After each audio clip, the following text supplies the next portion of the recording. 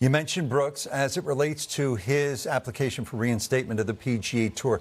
What is the right thing, in your estimation, Brandel, to do here? Heck, everybody in golf wants to see Brooks come back. He's dominant. He's fun. His peers like him. I certainly enjoy watching him play golf. I've missed him. But this isn't about retribution. This is about setting a precedent. Institutions and the PGA Tour is not just a franchise for showcasing stars. It's a governing institution, and institutions are founded on rules, and rules have to apply even to elite players. There has to be some level of that commitment matters, contracts matters, defections have consequences, and that loyalty is not just optional for elite players. If Koepka could come back after destabilizing or helping to destabilize the ecosystem of the game and normalize relations with Saudis, I think it sends a clear message that rules really just apply for the replaceable, not for the exceptional. And I think that's corrosive. I think there needs to be some precedent set here. It doesn't need to be punitive. Perhaps it's just an amount of time, maybe a year or so. Look, he's still eligible to play in all the major championships, so he can come back and play in the major championships. But there has to be some example, some precedent set, and then he can come back and carry on doing what he was doing, which is entertaining us. How much of a blow is it to LIV Golf if Brooks comes back and is playing, and who knows if Bryson follows suit? Well, I think the sepulchral bells are ringing for LIV. It was only a matter of time, I think, for the novelty of that to wear off. Human nature being what it is, they went over, they got the money, they thought it was going to create this wave in golf. The wave never came about, and all of a sudden they're looking around and they're like, nobody's talking about us. We're not playing in any events that have any consequence. We talked about this. People only watch sports that matter, and nobody thinks that LIV matters, because LIV is not about earned status. It is a tour that's based upon invitation. Yeah, I know that they're trying to have some qualifying school right now, but there's no significant relegation. There's no significant way to elevate yourself in the game. And by the way, you're not playing in any events that matter, that have historical context. So you want to get back in the game. You want to get back where the excitement is. You want to get back where the legacy is. After they've gone to LIV, they've come back, and I have no doubt, Pat Perez is going to come back and play the Champs Tour. Brooks Koepka is coming back. I think we'll see more and more of this as time goes on. No tournament at Kapalua this week, and maybe never again. How do you feel about the potential demise of the Hawaiian swing? Look, I think Brian Rolap at the Tour Championship, when he said, we're going to respect tradition, or words to this effect, we're going to respect tradition but not be bound by it.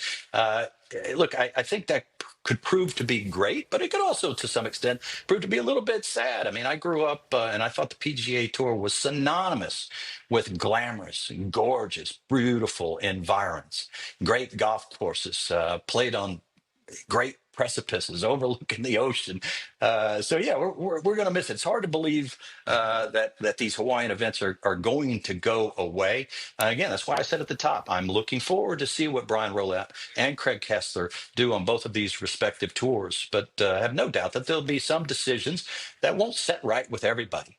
From a traditional standpoint, I love the tour starting on the West Coast and starting in Hawaii. When I played the tour, I was always excited to get there. But maybe the novelty has worn off of that for today's tour players. I know how much you've enjoyed working the LPGA at the various events throughout the season with Anna Jackson and Mel Reid and Beth Ann Nichols. Yeah, they're a blast. Who has your attention on the LPGA Tour as we move into the new year? Well, maybe my favorite ever LPGA player since I've been covering the game was Lorena Ochoa. There was just something about her game and her personality that was so magnetic. It really was. And I see that same sort of magnetism, that same sort of talent in Gino Titicone. I talked at length last year at the CME Group Tour Championship in the early part of the week and all through the week about how impressive she was. And then she went on to win for the second year in a row, that $4 million winner's purse right there. She is the dominant player, dominant, way ahead of Nelly Korda in the #1 world rankings by 5 points. It's going to be tough for anybody to topple her off of that. She hasn't yet at 22 managed to win a major championship. Looked like she was going to win Evian last year. Still can't believe she didn't. Grace Kim and the most magnificent way. Eagles, chip ins, all that toppled her out of the playoff. But Gino's going to win a major championship this year. Nelly Korda, shocker, didn't win at all last year in spite of playing great golf. 7 wins the year before. Hard to believe that Nelly Korda didn't win. No doubt she'll get back on the winning track. But a player to watch for me is Hate On You. Hate On You has won each of the last 3 years, but by far the best ball striker out there. I mean, when you put her golf swing up there and you watch her, you go out there on the LPGA event, stand up and watch this woman hit a golf ball. You will absolutely have your jaw drop. It is long, it is high, it is powerful. She is, and it's not even close.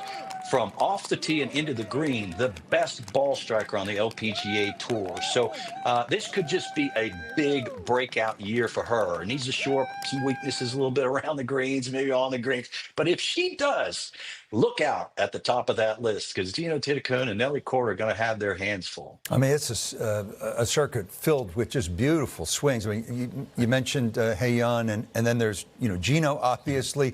I could watch Lynn Grant swing it all day long. Nelly Korda. The tour's, I think, deeper than it has ever been.